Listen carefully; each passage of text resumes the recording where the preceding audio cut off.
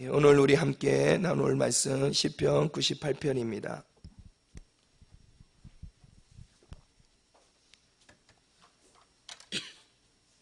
시편 98편입니다. 새 노래로 여호와께 찬송하라. 그는 기이한 일을 행하사 그의 오른손과 거룩한 팔로 자기를 위하여 구원을 베푸셨음이로다. 여호와께서 그의 구원을 알게 하시며 그의 공의를 문 나라의 목전에서 명백히 나타내셨도다. 그가 이스라엘 집에 베푸신 인자와 성실을 기억하셨으므로 땅끝까지 이르는 모든 것이 우리 하나님의 구원을 보았도다. 온 땅이여 여호와께 즐거이 소리칠지어다. 소리내어 즐겁게 노래하며 찬송할지어다. 수금으로 여호와를 노래하라. 수금과 음성으로 노래할지어다. 나팔과 호각 소리로 왕이신 여호와 앞에 즐겁게 소리칠지어다. 바다와 거기에 충만한 것과 세계와 그 중에 거주하는 자는 다 외칠지어다. 여호와 앞에서 큰 물은 박수할지어다. 산악이 함께 즐겁게 노래할지어다. 그가 땅을 심판하러 임하실 것이미로다. 그가 의로 세계를 판단하시며 공평으로 그의 백성을 심판하시로다. 아멘. 아멘. 할렐루야. 네, 우리 고백합니다. 하나님 사랑합니다. 어제보다 오늘 더 사랑합니다. 하나님 사랑하십니까? 네, 정말 그 하나님의 사랑이 내 가슴을 설레게 하십니까? 할렐루야. 오늘 이 새벽을 깨우며 또 하나님 앞에 나오는 여러분들의 그 마음의 중심이 그 하나님의 사랑하는 그 사모함이 열심히 있는 줄 믿습니다. 아멘. 그런 여러분들의 가정에 하나님의 축복이 있기를 간절히 축원드립니다. 예, 오늘 시편 98편은 어떤 본문하고 같냐? 96편의 내용의 본문의 이야기하고 유사한 내용을 담고 있습니다. 그래서 96편처럼 처음 1절을 시작할 때에 이렇게 시작하고 있지요. 96편도 보면 새 노래로 여호와께 노래하라. 온 땅이여 여호와께 노래할지어다 라고 이야기하고 있습니다. 그러니까 새 노래라는 이 노래로 여호와를 찬양할 것을 시인은 이야기하고 있습니다.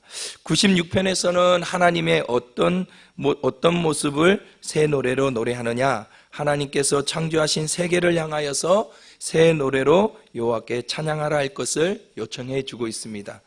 그러나 98편에서는 이스라엘을 향한 그 여호와 하나님의 언약적인 이 사랑에 대해서 찬양을 요청하고 있는 거죠. 우리 3절을 한번 같이 읽어볼까요? 시작. 이스라엘 집에 베푸신 인자와 성실을 기억하셨으므로 이런 모든 것이 우리 하나님의 구원을 보았도다. 아멘. 자, 여기에서 보면은 우리 하나님의 속성이 나옵니다. 성품이 나오죠. 뭐가 나옵니까? 인자와 성실이죠. 이 땅에 정말 우리의 모습의 죄악 그대로 하나님께서 심판하셨다면은 아마 구원받을 백성이 아무도 없었을 겁니다. 그죠? 우리의 행위대로 갚으신다고 하시는 그 하나님께서 인자와 그 인자를 우리에게 베풀지 않았다면 정말 이 땅에서 하나님의 그 구원을 맛볼 백성이 얼마나 될까요? 그죠? 그러나 하나님께서는 그 수많은 인간의 범죄와 실수와 그런 대적함과 여러 가지 이런 상황 가운데 속에서도 우리 이스라엘 백성들을 향하신 하나님의 당신의 언약 백성들을 향하신 그 인자와 성실하심을 기억하셨으므로 하나님께서 한번 구원해 주시겠다는 이 일에 대해서 그 어떤 일이 있어도 반드시 성취해 가시는 여호와의 그 성품을 우리에게 보여주고 있는 거죠. 이런 하나님의 성품이 어디에 잘 드러나고 있습니까? 출애굽기 34장 6절에서 7절의 말씀을 보면은 여호와께서 그의 앞으로 지나시며 선포하시되 여호와라 여호와라 자비롭고 은혜롭고 노하기를 더디하고 인자와 진실이 많은 하나님이라. 인자를 천대까지 베풀며 악과 과실과 죄를 용서하리라. 그러나 벌을 면제하지는 아니하고 아버지의 악행을 자손 3, 4대까지 보응하리라. 아멘. 할렐루야. 우리 하나님의 인자하심이 어디까지 이루신다고요? 언제까지 베푼다고요? 천대까지. 할렐루야. 그러나 그 인자하심이 모든 것을 우리의 잘못을 덮어주지는 않는다라는 거죠. 여호와 하나님께서 하나님께 지은 죄에 대한 그 벌의 책임은 하나님께서 지으신다고 말씀하고 있습니다. 사실 이 34장 6절에서 7절의 이 말씀은 이스라엘 백성들이 모세가 시내산에 올라가서 하나님의 율법의 말씀을 받는 그 시간, 그 40일의 기간 동안 모세가 없는 그 빈자리에 아론 대제사장 형을 앞세우고 금송아지를 섬기는 그 사건입니다. 그래서 하나님의 마음이 되게 마음이 아팠죠. 그래도 이 백성들을 440년 동안 지켜주시고 보호하셨고 그들을 이제 구원해서 가나안 땅으로 약속의 땅을 이끌어가는 그 과정 속에 이 이스라엘 백성들이 그 모세가 없는 그 부재의 시간을 참지 못하고 뭐예요?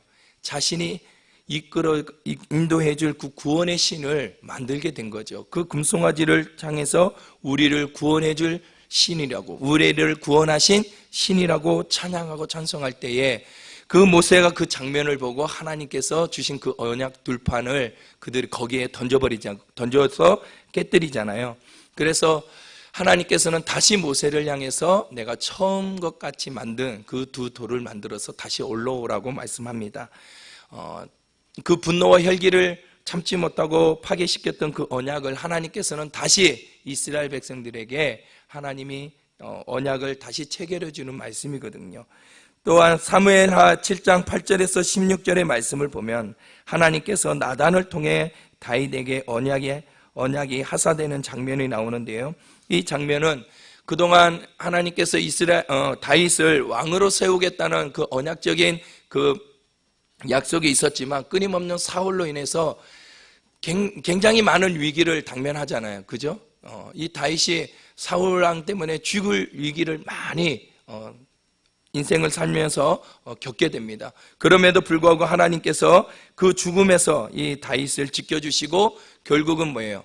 이스라엘의 왕으로 하나님께서 세우십니다. 그때 나단이 다윗에게 하나님께서 언약의 이 말씀을 하사해 주고 있는 거죠.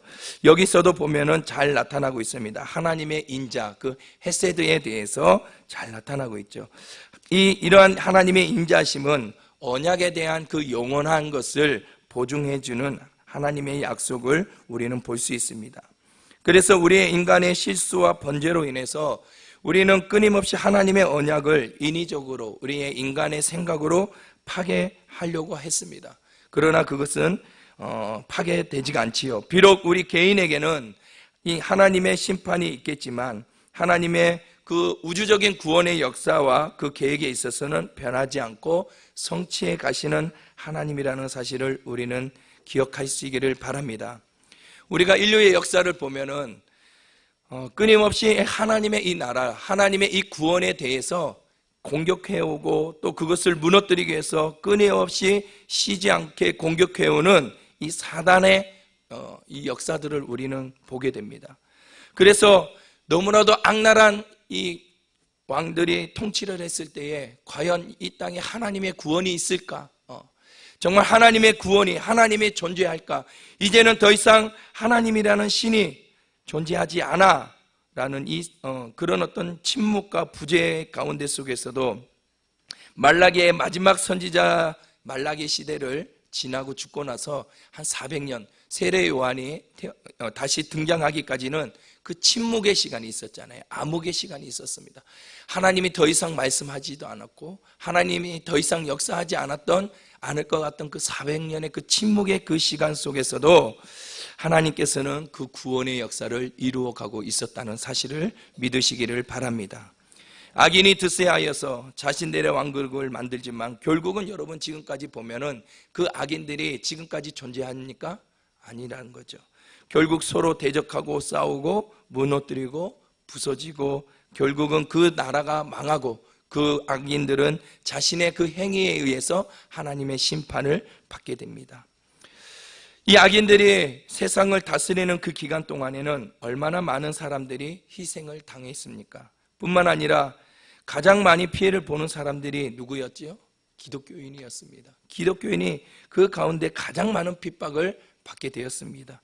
그들은 그냥 이유 없이 하나님을 믿는다는 그 이유 하나로 정말 1세기 때는 그 돔 구장의 안에서 많은 기독교인들이 나무에 묶여고 굶주린 사자에서 사자밥이 되지 않았습니까? 뿐만 아니라 우리가 이번에 우리가 자주 들리는 우리 문중경, 거기 선교관도 마찬가지 아닙니까? 또한 염산교회와 야월교회 77인의 그 선교자들을 보면은요, 그들은 무엇 때문에 여러분 죽게 되었습니까? 한 동네에 같이 정을 나눈 이웃 사람들, 그 사람들 아닙니까? 그죠? 그런데 그들이 죽은 그 이유는 무엇입니까? 단지 예수님을 믿는다는 이유로, 교회를 다닌다는 이유로 애나 어른 할 것 없이 생매장을 시키고 목을 베어버리고 수장시키고 독이 든 죽창으로 찌르고, 여러분, 이런 것들이 정말 교회 다니는 것이 그렇게 죽을 만큼 죽을 죄인가요? 그들에게 무슨 피해를 입혔습니까? 교회 다닌다는 것이? 여러분, 우리가 상식적으로 이해가 되십니까? 이게 사단이 하는 짓이 아니면 누가 하는 일이겠습니까? 오늘도 사단은 이렇게 멈추지 않습니다. 믿는 자들의 믿음을 꺾기 위해서 끊임없이 우리를 미혹하고 공격해오고 있다는 사실이죠. 계시록 2장 10절에 보면 너는 장차 받을 고난을 두려워하지 말라. 장차는 미래적인 일이죠. 앞으로 되어질 일, 앞으로 우리가 살아갈 일. 어떻게 보면 우리는 앞에 다가오는 내일의 일을 우리는 알 수 없습니다. 그러나 우리 주님께서는 미리 앞으로 일어날 일에 대한 그 고난에 대해서 뭐 하지 말라고 말씀하고 있습니까? 두려워하지 말라라고 우리에게 말씀해 주고 있습니다. 마귀가 장차 너희 가운데에서 몇 사람을 오게 던져 시험을 받게 하라니, 우리 하나님께서 미리 지금 뭐 하고 계시죠? 예방주사를 놓고 있는 거예요. 여러분들에게, 하나님을 믿는 너희들이요, 장차 앞으로 마귀가 너희 가운데에서 몇 사람을, 그러니까 많은 사람이에요, 하나님께서 허락하신 그 범위 안에서만 그들은 뭐예요? 믿는 자들을 때로는 조금 고통의 길로 인도한다게 된다라는 거죠. 하나님께서 마귀가 욥을 심판할 때 뭐 합니까? 하나님께 허락한 범위 안에서만, 그 범위, 그 수준 안에서만 욥을 괴롭힐 수 있지 않았습니까? 그죠? 마찬가지입니다. 마귀가 너희 가운데서 몇 사람을 옥에 던져 시험을 받게 하나니, 몇 사람입니다. 몇 사람. 하나님께서 범해준 그 정의 안에서 너희가 10일 동안 환난을 받으리라. 여러분, 이 10일이라는 숫자는 그냥 단지 10일, 열흘 말하는 것이 아니라 짧은 기간을 얘기하는 거죠. 우리에게가 당면하는 이 고난은 결코 길지 않다. 마귀가 우리에게 주는 고난, 시험, 이것은 결코 영원하지 않는다. 그러나 지금 우리가 그 고난 앞에 있는 우리의 모습은 뭐예요? 영원할 것 같고 정말 죽을 것 같고, 이것이 내게서 떠나가지 않을 것처럼 내 숨통을 조여오지 않습니까? 그죠? 영원히 나에게는, 인생에는 전혀 절대 내 인생에는 빛이 비춰지지 않을 것 같은 이 어둠의 통로, 어둠의 터널을 지나가는 것처럼 느껴질 겁니다. 그러나 오늘 이 말씀을 통해 우리는 위로받을 수 있기를 간절히 축원드립니다. 할렐루야. 너희가 10일 동안 환난을 받으리라. 그러나 하나님께서 뭐라고 얘기하느냐? 네가 죽도록 충성하라. 그리하면 내가 생명의 간을 내게 주리라. 할렐루야. 너희는 하나님을 섬길 때에 어떻게 섬기라고 있어요? 내 마음을 다하고 뜻을 다하고 힘을 다하여 주 너의 하나님을 뭐하라? 할렐루야. 하나님의 사랑하는데 그냥 사랑하는 것이 아니에요. 하나님을 사랑할 때 우리가 하나님을 향하여서 구원받은 하나님을 향한 그 사랑의 표현이 목숨을 다하고 뜻을 다하고 힘을 다해서 하나님을 사랑해야 이 사랑을 지켜낼 수 있다는 것을 하나님이 말씀하고 있는 거예요. 믿으시면 아멘. 아멘. 그래서 여기도 맞잖아요. 너희가 몇 사람을 옥에 던져 시험을 받게 하고 며칠 짧은 기간 동안에 너희가 고난을 받지만, 그러나 이것을 너희가 이기기 위해서는 뭐하냐? 내가 생명을 다하고 뜻을 다하고 힘을 다해서 주 너의 하나님을 사랑할 때에 너희는 이 고난을 이겨나갈 수 있을 거다라고 우리 주님이 미리 예방주사를 놓고 있는 겁니다. 믿으시면 아멘. 오늘을 살아가는 성도 여러분, 나의 인생의 가운데 속에 끊임없이 다가오는 유혹과 시험, 고난, 아픔, 여러 가지 어려운 문제가 있습니까? 여러분들의 믿음과 신앙, 또 기도의 자리를 지키지 못하고 하나님 앞에 나오지 못하도록 방해하는 여러 가지 사건 가운데 속에 오늘 이 말씀을 우리가 기억하면서 악한 마귀 사단의 권세를 대적하며 승리할 수 있기를 주의 이름으로 간절히 축복합니다. 할렐루야. 그러므로 우리는 이러한 고난 앞에서 두려워하지 말고 목숨 걸고 나의 믿음을 지켜낸다면 우리 주님께서 약속하신 그 생명의 면류관을 우리에게 주시는 줄 믿습니다. 할렐루야. 그러므로 오늘 우리가 왜 하나님을 찬양합니까? 왜 이 새 노래로 하나님을 찬양하라고 오늘 시인은 이렇게 요청하고 있는 거죠. 1절에 보면 새 노래로 여호와께 찬송하라. 여기서 말하고 있는 새 노래라는 것은 단순하게 새롭게 지은 노래라는 뜻이 아니에요. 신곡을 말하는 것이 아닙니다. 그것은 오늘 하루를 허락해 주시는 매일매일 하루의 삶을 통해서 우리가 새롭게 경험하고 있는 그 구원에 대한 노래를 하나님께 올려드리라는 사실입니다. 믿으시면 아멘. 아멘. 예, 우리는요 날마다 죽는 연습을 해요. 언제 죽는 연습합니까? 언제 죽는 연습을 해요? 여러분 잠자리에 드는 거잖아요. 우리는 잠자리에 들 때에 내일의 기약이 없습니다. 아멘. 예.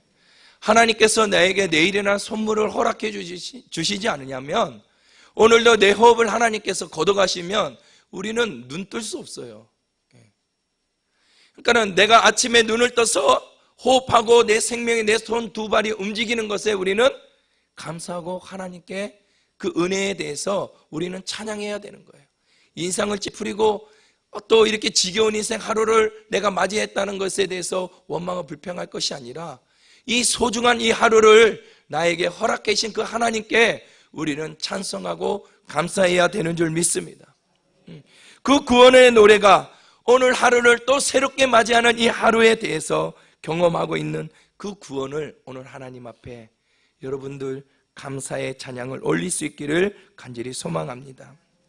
그렇습니다. 사랑하는 성도 여러분, 오늘 우리는 매일매일 같이 나를 구원하시고 은혜를 베푸시는 그 하나님께 여러분 어떤 찬양과 감사를 올려드리고 있습니까? 내 삶 속에 찬양을 듣는 시간은 혹시 얼마나 있습니까? 아니, 여러분들 예배 시간에 불려지는 이 찬송만큼이라도 얼마나 하나님의 그 구원에 대해서 나의 감사의 마음을 담아서 여러분 찬송을 부르고 있습니까? 때로는 하나님을 찬양이 아니라 그냥 운율에 맞춘 노래를 부르고 있는 것은 아닙니까? 여러분 노래와 찬양에 어떤 차이가 있습니까? 예? 노래와 찬양, 여러분 노래는 그냥 가사에 곡조를 붙여 목소리로 부를 수 있게 만든 음악이다라고 사전적으로 정의하고 있습니다. 그냥 운율에 자신의 사상과 감정을 표현하는 것이 노래라면 찬양에 대한 사전적 의미를 살펴보니까 하나님을 높이고 그 행적을 기리는 말이나 노래 혹은 그 모든 행위를 말한다라고 정의하고 있어요. 그냥 단순히 운율에 맞춰진 노래가 아니라 하나님을 높이는 그 모든 행위가 우리에게 뭐가 될 수 있다고요? 찬양이 될 수 있다는 사실입니다. 믿으시면 아멘. 할렐루야. 그러므로 찬양이라는 것은 단순히 운율에 맞춰서 어떤 사상이나 자신의 감정을 표현하는 노래에만 그치는 것이 아니라 기도도 내가 하나님 앞에 올려드리는 찬양이 될 수 있고 오늘도 내 구원에 감사해서 하나님의 그 구원을 선포하고 많은 사람들에게 전도하는 그 전도의 행위도 하나님을 찬양하는 행위가 될 수 있다는 사실을 믿으시면 아멘. 우리가 잘 아는 할렐루야라는 이 말은 하나님을 찬양합시다라는 의미를 가지고 있지 않습니까? 그래서 여기서 할렐이라는 이 어원의 의미는 자랑하다, 뽐내다라는 거죠. 누구를 자랑합니까? 누구를 뽐냅니까? 예. 할렐루야. 우리는 하나님의 그 이름을 자랑하고 하나님의 그 이름을 우리의 삶 속에서 뽐내야 되는 줄 믿습니다. 다시 말해 하나님을 우리는 자랑할 수 있기를 원합니다. 여러분들의 가지고 있는 가장 잘하고 있는 여러분들의 모습을 가장 잘 드러낼 수 있는 그 모습을 통해서 하나님의 이름을 뽐낼 수 있기를 간절히 축원드립니다. 그러므로 우리가 하나님을 찬양하는 모습은 아주 다양하게 드러낼 수 있습니다.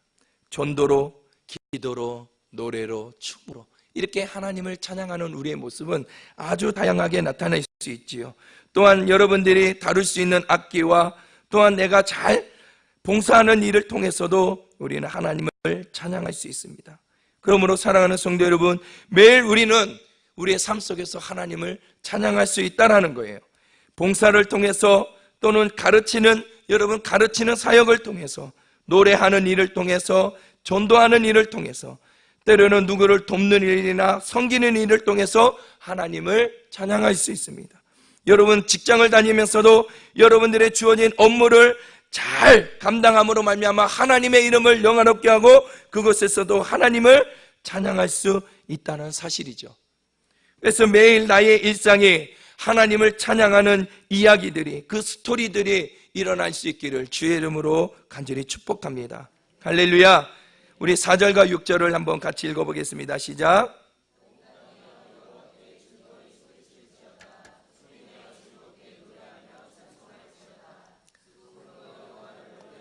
수금과 음성으로 노래할지어다. 아멘. 자, 4절에서 6절을 보면 지금 하나님을 찬양하는 데에 지금 악기들이 동원하고 있는 것을 보고 있습니다. 시인은 온 땅을 향해 하나님을 경배하라고 초대하고 있고, 온 땅이 그 찬양해야 할 이유가 어디 있냐라는 것을 다시 한번 알려주고 있는데, 그것은 하나님이 베풀어 주신 그 구원에 대해서 찬양할 것을 이야기하고 있죠. 3절에서 말하고 있죠. 땅끝까지 이르는 모든 것이 하나님의 무엇을 보았다? 무엇을 보았다? 할렐루야. 누구를 통해서? 여러분 이스라엘 백성들을 통해서 이스라엘 집에 베푸신 그 인자와 성시, 하나님의 베푸신 그 언약의 백성들 누구입니까? 저와 여러분들 아니에요? 저와 여러분들을 통해서 온 땅에 있는 많은 사람들이 하나님의 인자와 그 성실하심을 보여드릴 수 있어야 된다는 거죠. 그 구원을 오늘 나를 통해서 보여줘야 되고 나타내줘야 되는 줄 믿습니다. 그러니까 하나님의 백성은, 하나님의 형상을 닮은 모습은 그 모습에 누구의 성품이 담겨져 있어야 되는 거죠? 하나님의 성품이 담겨져 있어야 되는 거죠. 구원받은 우리의 모습에는 성령의 9가지의 열매, 예수 그리스도의 예수님의 그 성품이 맺어져야 되는 거죠. 오늘을 살아가는 여러분들의 하루의 하루 삶 속에 성령의 이 열매들이 잘 드러나고 있습니까? 예수님의 그 성품이 여러분 얼만큼 그렇게 잘 드러내주고 있나요? 그것을 통해서 하나님의 구원에 흘러가고 있습니까? 오늘 우리는 우리의 삶의 모습을 통하여서 하나님의 그 구원을 만방에 드러내야 되는 줄 믿습니다. 아멘. 그렇습니다. 하나님의 구원은 이미 받은 자에게 뿐만 아니라 아직 구원을 받지 못한 자들에게도 미치고 있다는 사실을 기억하세요. 그래서 이미 구원받은 자들이 하나님을 찬양하는데 그 시인은 소극적으로 그냥 숨어서 찬양할 것이 아니라 적극적이고 굉장히 능동적으로 하나님을 찬양해야 된다는 것을 말씀해 주고 있습니다. 4절을 우리가 한번 볼까요? 시작. 온 땅이여 여호와께 즐거이 소리 질지어다. 소리내어 즐겁게 노래하며 찬송할지어다. 자, 여러분 하나님을 향해서 찬양하라는데 어떻게 해요? 묵상해라고요? 여러분 소리를 내래요. 여러분 찬양할 때 정말 핏대를 세우면서 여호와 하나님을 내 가슴을 울린 만큼 정말 하나님을 향해 부르짖어 찬양할 수 있기를 간절히 소망합니다. 소리 내어서 찬양하시기 바랍니다. 그냥 입술만 뻥끔뻥끔이 아니라 여러분 나의 막힌 가슴, 이 답답한 가슴이 정말 소리 내어서 온 마음을 다해 온 힘을 다해 찬양할 때에 이 답답한 가슴의 마음이 뚫려지게 되는 줄 믿습니다. 아멘.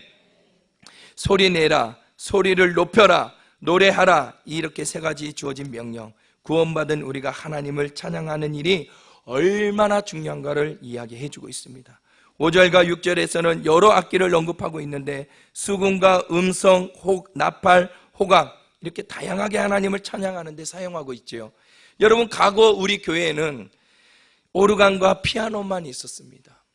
드럼 치고 기타를 일렉기타 망이를 치는 거는요, 우리 교회에 사용되어지는 것은 한국교회에 들어온 지는 얼마 안 됐습니다. 왜? 세상의 악기, 부정한 악기로 여겼습니다. 어떻게 세상의 악기들이 저 딴따라가 그 어두운 곳에서 음악에서 막 이렇게 징징징대고 드럼 치는 이 악기를 거룩한 성전에 올라올 수 없다고 생각했습니다. 그런 악기들은 부정한 악기라고 생각했습니다. 그래서 교회 안에서 드럼을 치지 못하고 일렉, 기타나 베이스 이런 것을 사용하지 못했던 시절이 있었습니다. 그런데 요즘은 하나님을 찬양하는데 정말 다양한 악기들이 사용하고 있습니다. 요즘은 우리나라 전통 악기인 국악도 함께 사용되고 찬양하는데 사용되고 있지 않습니까? 지난주에 우리 교회에서도 가야금과 기타와 그죠? 또 아름다운 목소리로 이렇게 앙상블을 이뤄서 하나님을 찬양하는 그 모습에 얼마나 여러분 아름답습니까? 그렇습니다. 하나님을 찬양하며 그의 이름을 영화롭게 그를 높여 드릴 수만 있다면 우리는 모든 것들을 다 동원하여서 힘써 하나님을 찬양해야 되는 줄 믿습니다. 아멘. 나는 악기를 다룰 줄 몰라요. 나는 할 수 있는 게 없어요. 여러분, 아니요. 하나님은 우리에게 주신 최고의 악기가 무엇입니까? 여러분의 목소리입니다. 아멘. 여러분의 목소리로, 박수로 여러분 하나님 앞에 찬양할 때 박수치며 찬양할 수 있기를 간절히 소망합니다. 그러므로 하나님을 찬양할 때에 우리는 나의 핏대를 높여서 하나님 앞에 온 정성을 다해 찬양할 수 있기를 바랍니다. 그냥 기력이 쇠하여서 내일 돌아가실 것 같은 마음으로 하나님을 찬양하지 마시고 그냥 내 의견, 내 목소리를 높이기 위해서 막 핏대 싸우지 마시고 하나님을 찬양하는 일에 나의 이 핏대를 높일 수 있기를 간절히 소망합니다. 7절 마지막 8절을 읽어보겠습니다. 시작. 거기 충만한 것과 세계와 그 중에 거주하는 자는 다 외칠지어다. 여호와 앞에서 큰 물은 박수할지어다. 산악이 함께 즐겁게 노래할지어다. 여기에 바다, 세계, 큰 물 마치 사람처럼 표현되어 있지 않습니까? 그들이 하나님을 찬양하는데, 그들도 하나님을 찬양하는데 여러분 오늘 우리는 핏대를 세워서 소리를 치고 박수치며 한성을 지르며 찬양해야 할 이유가 바로 여기 있는 거죠. 왜? 우리는 하나님의 창조하신 이 피조세계보다도 더 하나님이 우리를 사랑스럽게 자신의 형상과 자신의 모습을 따라 우리를 창조한 사람입니다. 믿으시면 아멘. 그러므로 우리가 그분의 크신 사랑 앞에 할 수만 있다면 모든 것을 다 동원하여 찬양을 올려드릴 수 있기를 간절히 소망합니다. 이번 중고등부 수련회 영상에 보니까 한 학생이 간증하지 않았습니까? 이전에는 찬양이 즐거운지 몰랐어요. 그러나 수련회를 통해서 은혜 받으니까 찬양이 이렇게 즐거운지 너무나 즐겁다라는 거예요. 그래서 이제는 내가 하나님 앞에 할 수 있는 것이 무엇이라고요? 찬양하는 일뿐이라고. 오늘 이 고백이 그 하나의 간증이 아니라 저와 여러분들의 신앙 고백이 될 수 있기를 주의 이름으로 간절히 축복합니다. 기도하겠습니다. 사랑의 하나님, 매일같이 우리에게 구원을 베푸시고 은혜를 베푸시는 주님 감사와 찬양을 올려드립니다. 오늘도 우리에게 구원을 베푸시고 매일매일 구원으로 인도하신 그 아버지 하나님을 내 오만과 정성을 다해서 찬양할 수 있도록 도와주시옵소서. 하나님, 세상의 시선에 내가 빼앗겨서 하나님을 찬양하는 일을 소극적으로 숨어서 아버지 하나님 수동적으로 하지 않게 하여 주옵소서. 하나님이 창조하신 피조세계들도 저렇게 박수치고 환호성을 지르며 하나님의 이름을 영화롭게 나타내고 있는데 우리는 부끄러워하고 주저하고 있지 않습니까? 주님, 이런 저희들을 용서해 주시고 오늘도 내가 있는 곳에서 주님 노래와 기도와 전도 등으로 하나님을 찬양하며 그의 이름을 만방에 알릴 수 있도록 나의 믿음을 허락하여 주시옵소서. 오늘 아버지 하나님 앞에 예물을 드리는 귀한 손길이 있습니다. 축복하여 주시옵시고 성경의 약속의 복을 누릴 수 있는 복된 가정들이 되도록 축복하여 주옵소서. 감사드리며 예수님의 이름으로 기도드리옵나이다. 아멘. 우리 통성으로 기도하겠습니다.